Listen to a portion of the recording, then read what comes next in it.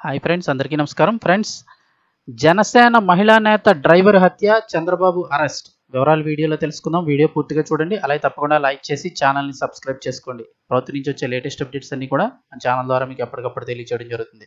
అలాగే వీడియోని ఒక లైక్ చేశారంటే మరింత మందికి ఇన్ఫర్మేషన్ చేరుతుంది.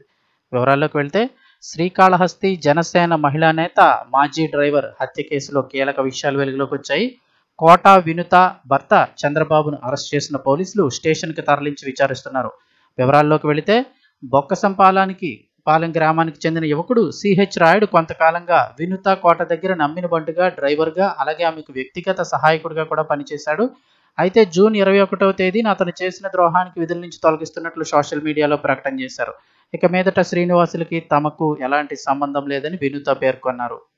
అయితే ఎవరు ఊహించని విధంగా ఈ నెల 8వ తేదీన గుర్తు తెలియని దుండగులు రాయుడిని హత్య చేసి నదిలో పడవేశారు. ఈ సమాచారం అందుకున్న వెంటనే పోలీసులు రంగంలోకి దిగి విచారించగా కీలక విషయాలు వెలుగులోకి వచ్చాయి. జనసేన మహిళా నేత, ఆమె భర్త చంద్రబాబు మరికొంతమందితో కలిసి వారి గోడౌన్లోనే డ్రైవర్ రాయుడును చిత్రహింసలకు గురిచేసి హత్య చేసి నదిలో పడేసినట్లు పోలీసులు గుర్తించారు. అనంతరం చంద్రబాబుతో పాటు వినూత సహా శివకుమార్, దాసర్ అలాగే గోపిని కూడా అరెస్ట్ చేసి పోలీసులు కోర్టులో హాజరుపరిచేందుకు అయితే సిద్ధమవుతున్నారు.